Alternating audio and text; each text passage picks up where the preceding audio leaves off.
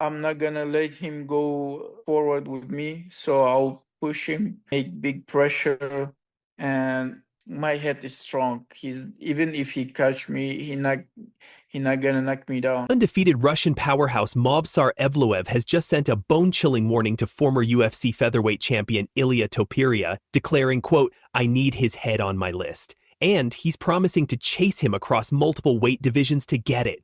I think he's great fighter. Yeah, I think everybody thinking like that. He just dropped a couple of legends. He's strong and his wrestling is good, striking amazing.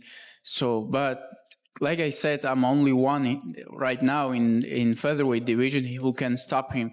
So I have enough power and willing to stop this guy, and nothing except respect for this guy. All I need from him is his title. This is more than just typical fight promotion, folks. This is a man on a mission.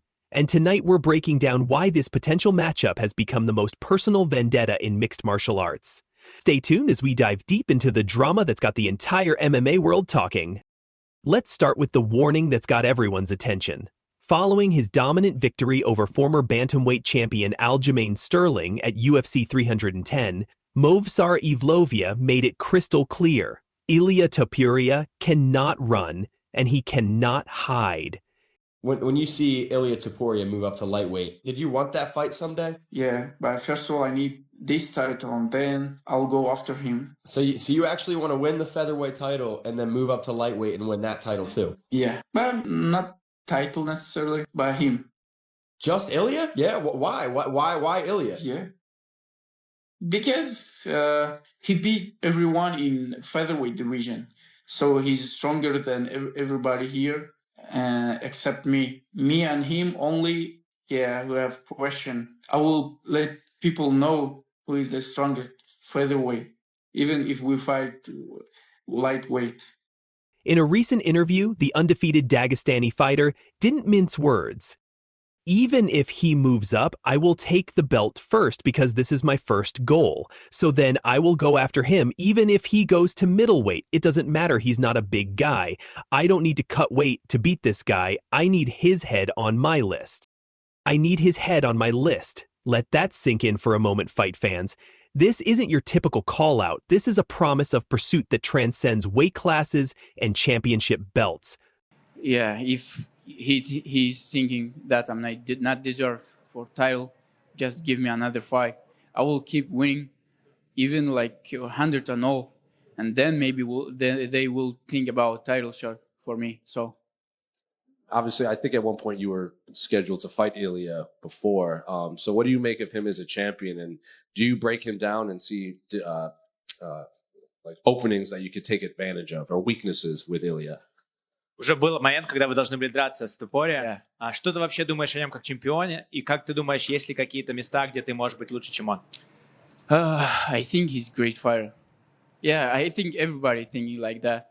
He just dropped a couple of legends. He's strong and his wrestling is good, striking amazing. So, but like I said, I'm only one right now in featherweight division who can stop him. So I have enough power and willing to stop this guy, and nothing except respect for this guy. All I need from him is his title. Last one for me. What do you make of him saying that his grappling is good enough that he can go up to lightweight and submit Islam?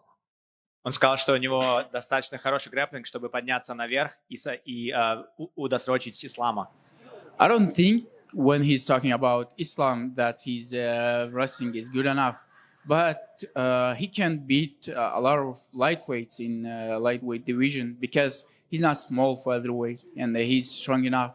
Like me, when I moved up from bantamweight, everybody was thinking that I'm move up and I will not enough strong for featherweights. So now people thinking that I'm the strongest featherweight. Sometimes when you move up, you have enough power, and we know he's carrying big weight, so maybe he can fight lightweight. But before he leave featherweight, let's fight with me. But here's where it gets even more intense. Evloev went further, stating, "Belt is first, but I don't think he will leave the title. He's not going to go lightweight. He will defend his belt soon. I don't know when, but we'll see." The confidence is palpable, the determination is undeniable, and the message is clear. Movsar Evloev believes he owns Ilia Topuria, and he's coming to collect. Volkanovski is a legend, but he's done. And Max Holloway also. They are like good fighters like for a long time. But time is gone, you know. Fresh blood is here. So let me prove that I'm champion. To understand why this rivalry runs so deep, we need to go back to where it all began. These two undefeated juggernauts were originally scheduled to face off at UFC 270 in January 2022, but fate had other plans. Evloev was forced to withdraw after testing positive for COVID-19, and what should have been a career-defining moment turned into years of what-ifs and mounting tension. Since then, both fighters have climbed the ranks, but their paths have remained frustratingly parallel rather than intersecting. Topuria went on to capture the featherweight crown by knocking out Alexander Volkanovski at UFC 298, then defending it with a spectacular knockout of the legendary Max Holloway. Meanwhile, Evloev has been on an absolute tear, extending his perfect record to 19-0 with victories over Diego Lopes, Arnold Allen, and most recently, Aljamain Sterling.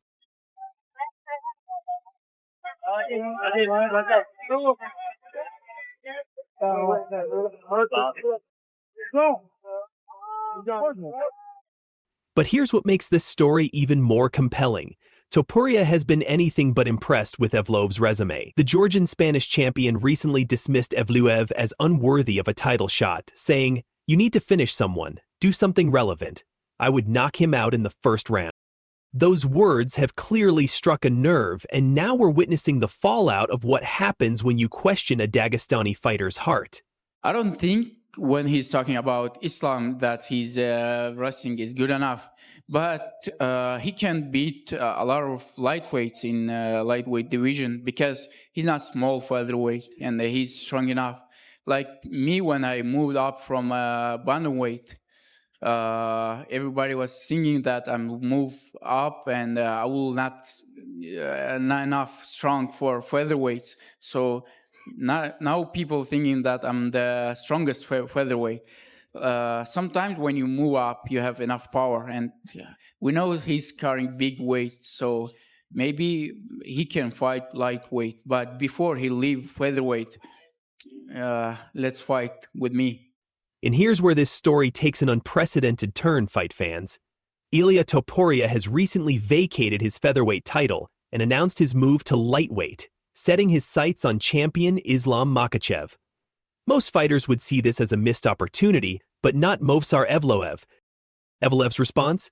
"I'm making my backpack for 155 pounds, but first of all, I need this featherweight title, and then I'll go after him." Not fighting for the title necessarily, but him. Did you catch that? Not fighting for the title necessarily, but him. This isn't about championships anymore. This is personal. This is about proving who truly deserves to be called the best featherweight on the planet. Evloev broke it down perfectly. He beat almost everyone in the featherweight division, so he's stronger than everybody here except me. Me and him, there's a question between us. I will let people know who is the strongest featherweight, even if we fight at lightweight. I think he's a great fighter. Yeah, I think everybody thinking like that. He just like dropped a couple of legends. He's strong and his wrestling is good, striking amazing. So, but like I said, I'm only one right now in featherweight division who can stop him. So I have enough power and willing to stop this guy, and nothing except respect for this guy. All I need from him is his title. The plan is methodical and relentless. Win the vacant featherweight title, then chase Topuria to whatever division he lands in. It's a level of dedication that's both impressive and slightly terrifying. So what's next for both fighters? The featherweight landscape has shifted dramatically. With Topuria vacating his title, Alexander Volkanovski and Diego Lopes are now set to battle for the vacant championship at UFC 314 on April 12th in Miami.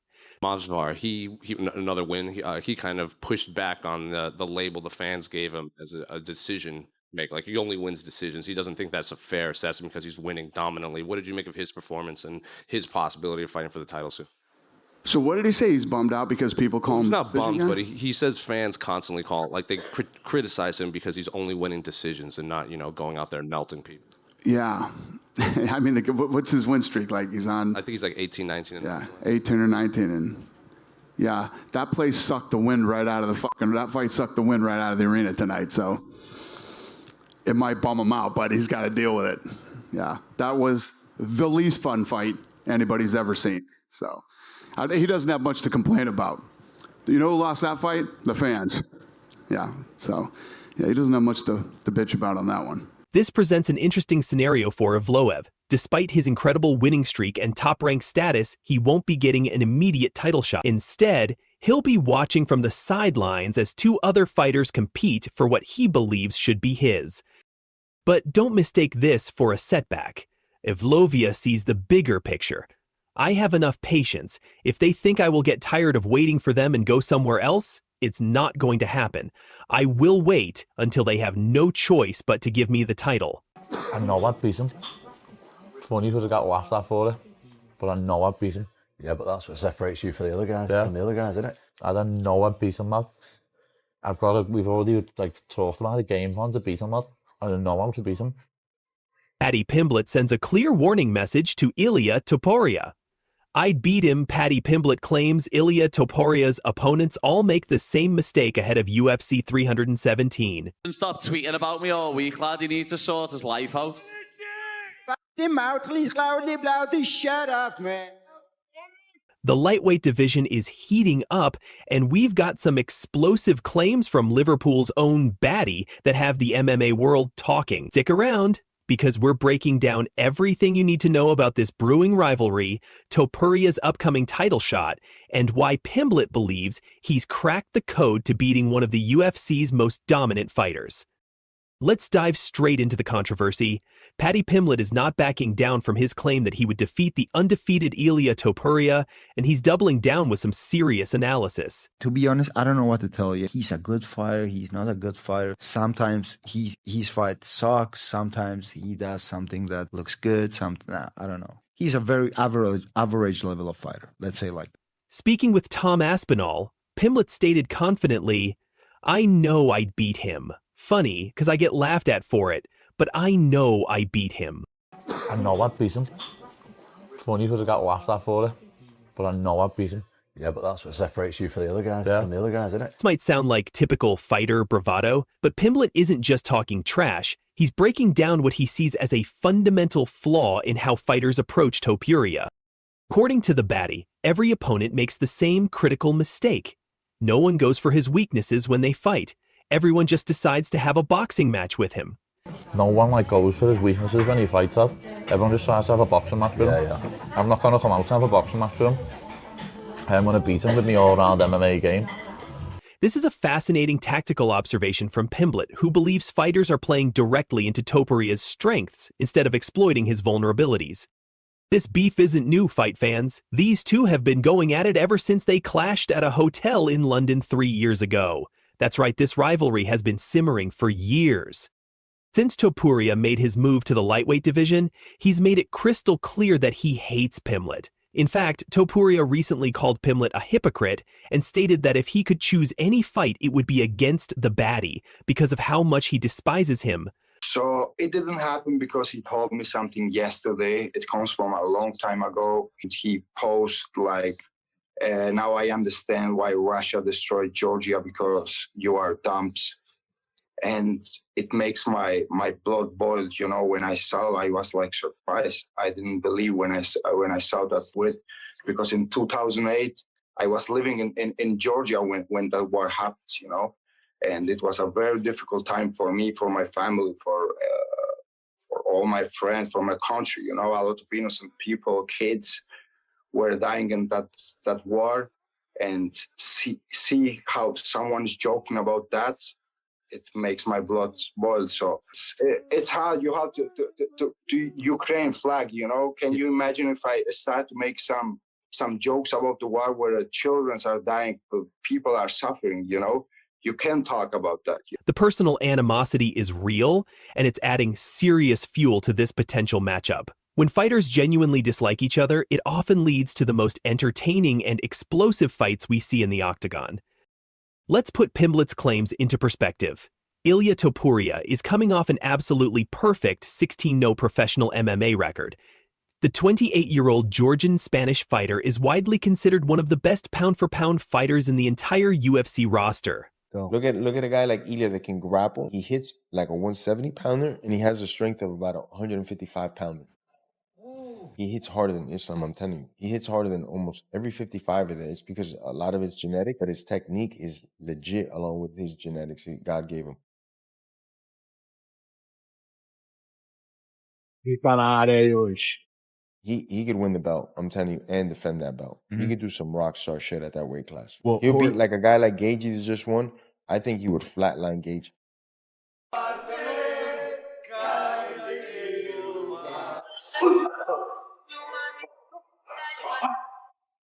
El mundo hablará el sábado por la noche de nosotros.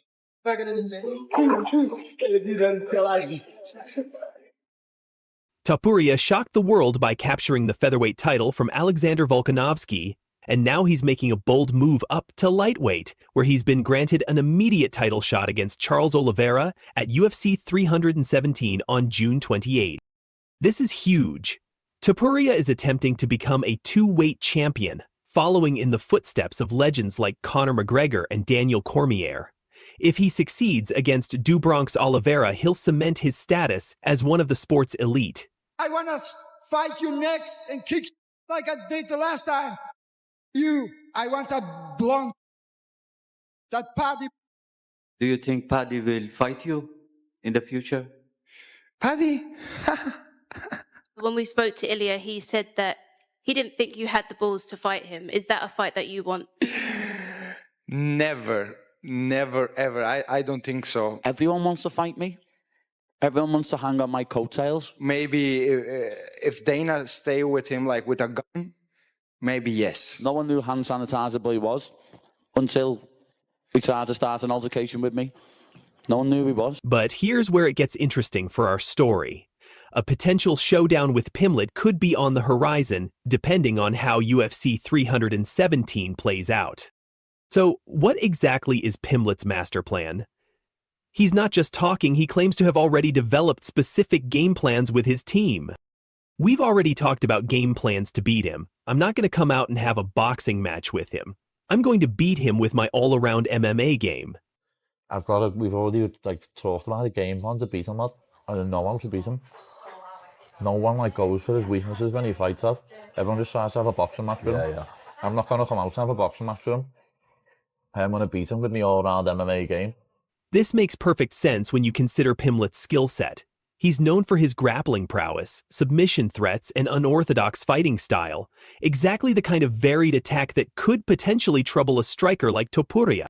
Pimblett's confidence isn't unfounded either. He's coming off a brutal third-round TKO victory over Michael Chandler at UFC 314 in April, a performance that announced his arrival as a legitimate lightweight contender. After that dominant win, Pimblett called out anyone in the lightweight top 5, showing he's ready to face elite competition. Before any potential Topuria showdown, Pimblett has his sights set on former interim champion Justin Gaethje. He believes beating The Highlight would put him next in line for a title shot. I know for a fact that if I beat Gaethje, I'm next in line, Pimblett stated confidently. Who should Paddy the Baddy be fighting next? Oh, dude, Paddy the Baddy likely is going to fight with Justin Gaethje. But you want to know who doesn't want that fight is Gaethje. Or Arman Sarukian? That's the thing. So Arman just called him out. Gaethje believes with the mandate of the masses that he just has, not to mention the risk that he took over Fitzaev. When you take a risk like you're a big star and you take on a guy that dangerous that's lesser known, you get a reward for it. And even though Gaethje's 1-1 in his last 2, just remind you out of his last 3, 2 of them were title fights. He believes he's the #1 contender. Gaethje believes I don't have to do anything. I can sit here and wait. Gaethje at some point in his career has the right to tell the decision makers, we're going to do it my way. He's never pulled that card yet. I feel like as a community, we have to get behind him when it's the only thing he's ever asked for. He's targeting a potential fight with Gaethje in Abu Dhabi this October, and after what he did to Chandler, he's convinced he'd finish Gaethje as well. The timeline could work perfectly if Topuria defeats Oliveira at UFC 317, and Pimblett gets past Gaethje, we could be looking at one of the most personal and heated title fights in recent memory. So there you have it, fight fans. Paddy Pimblett isn't just talking trash, he's making tactical observations and backing them up with solid reasoning. Whether you believe the baddie can back up his bold claims or think Topuria's dominance will continue, this potential rivalry has all the ingredients for fireworks.